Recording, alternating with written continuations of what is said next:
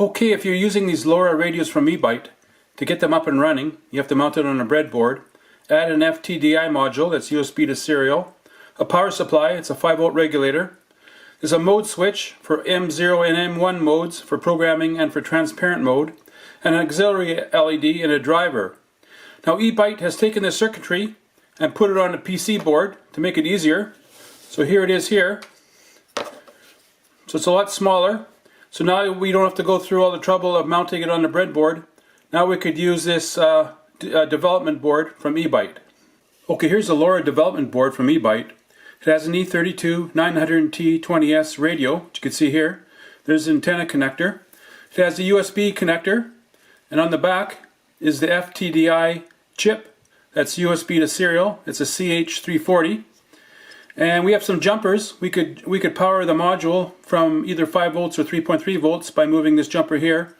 And these are the two M0 and M1 jumpers, which we saw as switches on the breadboard. So that's a little module there. All you have to do is just plug in USB connector, that'll power it up, and we'll hook up an antenna and we can transmit over the air.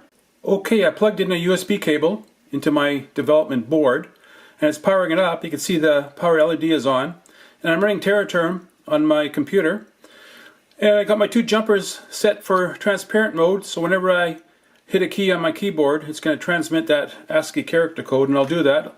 You can hear it transmitting. Now if you want to control this LORA radio with a microcontroller, you would use these pins here. This is a bus here where you could get access to the TX, RX, and VCC and ground.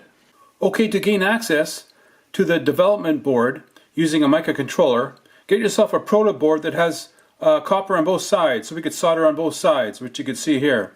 Unlike Vero board or strip board, which only has copper on one side, we need to be able to solder on both sides. So we have to gain access to those pins, the header pins. So on the back you get a single row pin header and solder that in there. Now that's going to plug into the development board. Now we can gain access with a microcontroller. Okay, here's my Proto-board where I soldered in my single row pin header and I plugged it into the development board, you can see there. So now we can gain access through these pins here, VCC, ground, TX, and RX. So you take your favorite microcontroller and we plug it in here. I got some sockets. So now we can just wire it up and gain access through this this row of pins here. Okay, so now you could decide and choose from these two options. You could take your LORA radio, mount it on a breadboard like you can see here, add the additional circuitry to get it up and running. It works out fairly well.